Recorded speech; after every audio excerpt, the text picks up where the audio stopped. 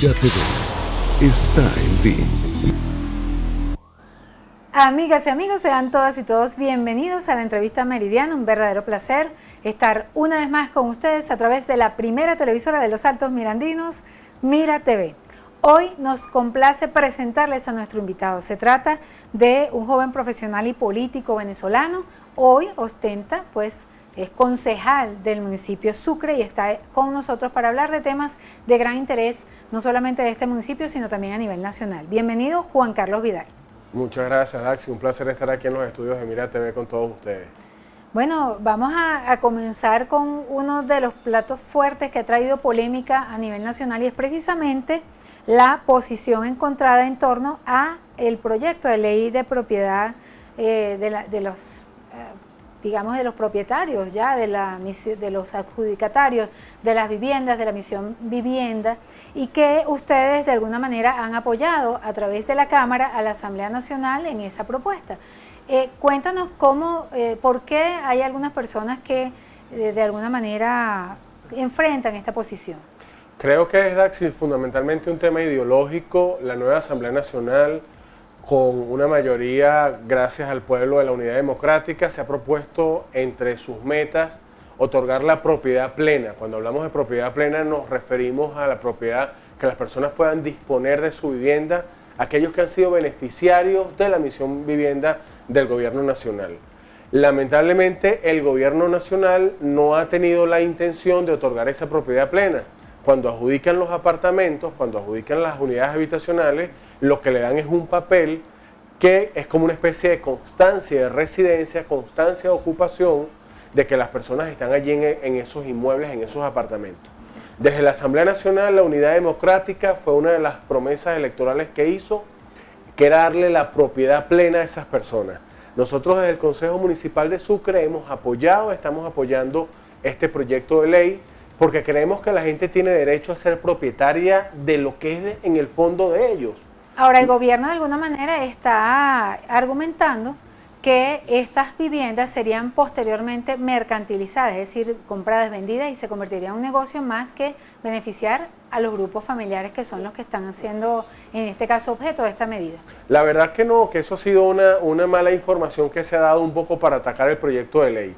El proyecto de ley establece, Daxi, que esas viviendas, una vez que sean adjudicadas y que se le dé la propiedad plena, hay que esperar al menos 5 años para poder disponer de la vivienda. Quiere decir que si la vivienda se le adjudica a la señora Daxi Oropesa, la señora Daxi no puede en las primeras de cambio mercantilizarla y hacer un negocio con ella y venderla, no. Al menos tiene que vivir 5 años. Esto es para garantizar un poco el derecho de propiedad y para garantizar que esa vivienda que ha sido construida y que ha sido producto de una inversión del gobierno nacional, vaya verdaderamente a quien lo necesita, en este caso la señora Oropesa. De manera que el proyecto de ley está lejos de querer mercantilizar, por el contrario, nosotros lo que creemos es en garantizar la propiedad, de que la gente sea verdaderamente dueña de su vivienda y que no dependa de una situación allí de que el gobierno pueda quitársela en algún momento. Y permíteme solo darte un ejemplo para las personas que nos están escuchando a esta hora aquí en Mira TV, en los Altos Mirandinos y a nivel nacional. Nosotros conocemos de un caso de una beneficiaria de la Misión Vivienda Venezuela, que en un momento dado coincidió en el aeropuerto de San Cristóbal, en el estado Táchira, con la dirigente María Corina Machado. Bueno, y como cualquier persona fue una figura pública, se acercó, se tomó una fotografía con ella. Esa fotografía fue a las redes sociales, se dio a conocer en las redes sociales, Twitter, Instagram, Facebook. ¿Cuál fue el resultado? Que le quitaron el apartamento a la señora. Entonces este proyecto de ley que estamos impulsando desde la Asamblea Nacional, en la persona del diputado Julio Borges y de la diputada Adriana Elías, no tiene otra finalidad que ser un candado que garantice que un apartamento que sea entregado sea verdaderamente para su propietario, tenga toda la plena disposición y las plenas facultades para disponer de él, sin ataduras, sin condiciones, de que si votas de esta manera o votas de la otra, o si firmas de esta manera o firmas de aquella. Ahora, Juan Carlos, ustedes han prometido muchas leyes, entre otras esa precisamente de la propiedad, incluyendo la ley de amnistía que ustedes también han apoyado. Así es. Más sin embargo, ¿qué piensa la oposición hacer cuando el Tribunal Supremo dicte las medidas que precisamente frenan todas esas leyes que está ofreciendo a la comunidad de la Asamblea Nacional? Bueno, el Tribunal Supremo, y más que el Tribunal Supremo, específicamente la Sala Constitucional, que pareciera ser una instancia completamente partidizada, que obedece a unos lineamientos del Poder Ejecutivo, el Tribunal Supremo y esa Sala Constitucional no podrán seguir poniéndose de espaldas a la realidad nacional. Nosotros Pero tenemos, tienen la potestad constitucional de hacer interpretaciones. claro, pero fíjate, ahí cabe aquello que nos enseñaban en la universidad, de que las leyes, para ser eficaces, para ser creíbles, para generar confianza, tienen que ser acompañadas de un sólido apoyo de la sociedad. No pueden haber leyes que estén aparte de los tiempos que estamos viviendo. La gente quiere cambio, Axi. La gente quiere vivir de una manera distinta como estamos viviendo. Nosotros venimos ahorita de San Martín, de Artigas, en el municipio Libertador, donde la gente masivamente está firmando en favor del referendo revocatorio. La gente quiere una manera distinta de Pero fíjate, la gente quiere cambio y votó. votó por una Asamblea Nacional, pues que tiene la mayoría, y sin embargo, hace poco algunas encuestadoras han dicho que bajaron en las encuestas el sector de la oposición, precisamente porque la gente está como a las expectativas, que no han propuesto soluciones a los problemas graves que tiene el país. Eso es una interpretación de algunas encuestas, yo la verdad he visto otras. Hemos tenido acceso este fin de semana a una encuestadora llamada More Consulting, que viene haciendo un trabajo muy académico. Y por ejemplo, la encuesta de More Consulting lo que dice es que los niveles de rechazo a la gestión del presidente Maduro van más bien en aumento, y que cada día es mayor el hastío de la gente frente a las políticas económicas y frente a la forma como se está llevando el gobierno en Venezuela. Este es un país joven que merece vivir mucho mejor de como estamos viviendo, y que no se nos sigan llenando los aviones de jóvenes profesionales que se están yendo del país, y no se nos siga llenando nuestras calles con la violencia, como está pasando, como acaba de suceder en el municipio Sifontes del estado Bolívar, en Tumeremo, y que no se nos sigan vaciando los estantes con nuestros alimentos y con nuestros productos básicos, con nuestras medicinas, como viene pasando. Ahora, Juan Carlos, en Tumeremo pasó obviamente de un solo golpe de una cantidad pues bien considerable de seres humanos, pero en Caracas y específicamente en el municipio de Sucre pasa goteado, pero también una gran cantidad de personas asesinadas producto de la violencia. Seguro pasa. Ustedes desde el gobierno municipal, ¿qué hacen en función de mejorar la calidad de vida de los habitantes de este municipio? Daxi, seguro pasa en Sucre y pasa en Libertador y pasa en los 335 municipios del país, porque hay un problema que debe ser atacado estructuralmente, como es el tema de la justicia.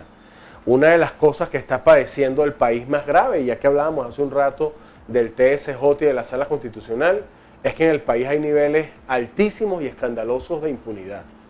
9 de cada 10 delincuentes que son aprehendidos en flagrancia quedan en libertad en las horas siguientes. Nosotros en Sucre estamos haciendo un trabajo muy comprometido desde la Policía Municipal, y además con otros temas sociales como la construcción masiva de espacios deportivos, como el apoyo a los programas sociales que lleva la alcaldía, pero hay que hablarle claro a la gente. La verdad es que los problemas no van a tener una solución real y profunda hasta que no se ataquen de manera estructural. Con una impunidad del 90%, con unas bandas delictivas más armadas que los propios cuerpos policiales. Acabamos de ver la situación que ocurre con frecuencia además en la cota 905 del municipio Libertador.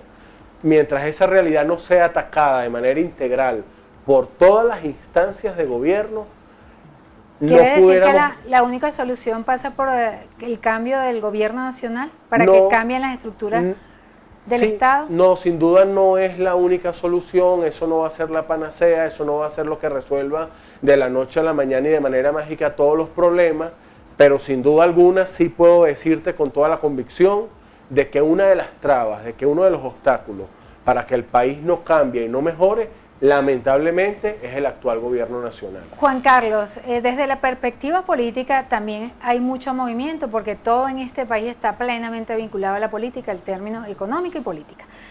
Precisamente cuando la MUD anuncia las medidas en función de salir del gobierno de Nicolás Maduro, también localmente hay muchos políticos que han argumentado que van a hacer referéndum revocatorios a los alcaldes. Sí. Pero en el caso del municipio de Sucre me llama la atención, por ejemplo, la presentación del proyecto de transformación de la ciudad de Caracas que hace el alcalde Carlos Ocariz, por lo que nos preguntamos si ya hay algunos actores de la Mesa de la Unidad trabajando en función de ser los sustitutos o ser los candidatos a la alcaldía del municipio de Sucre, y si Juan Carlos Vidal quiere ser, si es apoyado por algunos factores políticos. La respuesta de nuestro invitado en la próxima parte.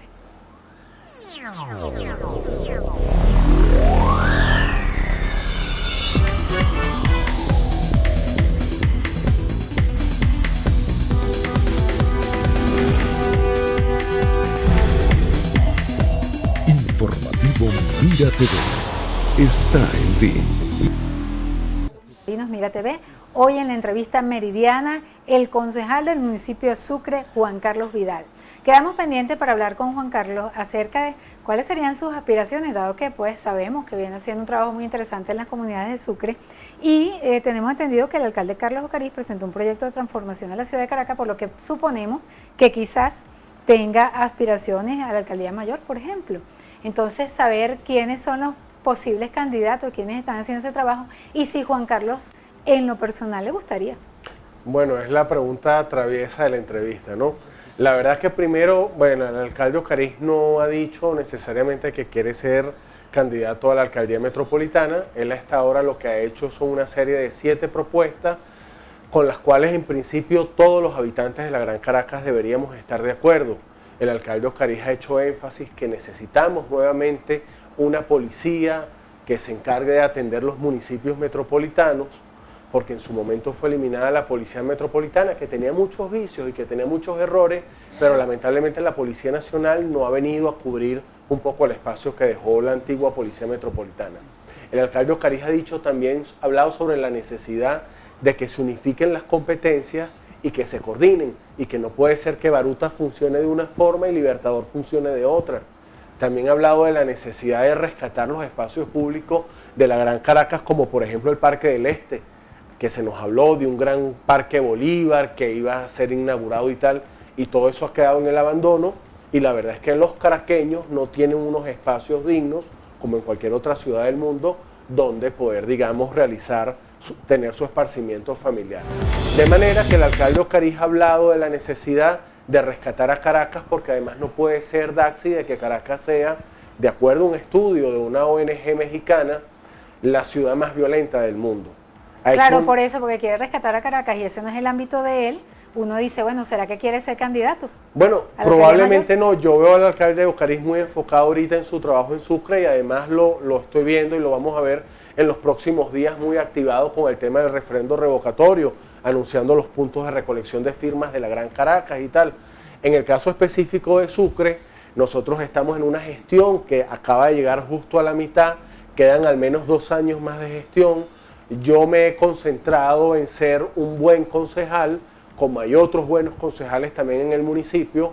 Hoy en Sucre gozamos de un consejo municipal fundamentalmente de gente joven, de gente preparada, hay muchos valores allí, y permíteme decirte que en el caso también de mi organización política, la organización a la cual pertenezco, Primero Justicia, hay gente muy talentosa, muy preparada, con muchos méritos que pudiera en el futuro pensar en ocupar. ¿Y los liderazgos históricos de Sucre, por ejemplo, Enrique Mendoza?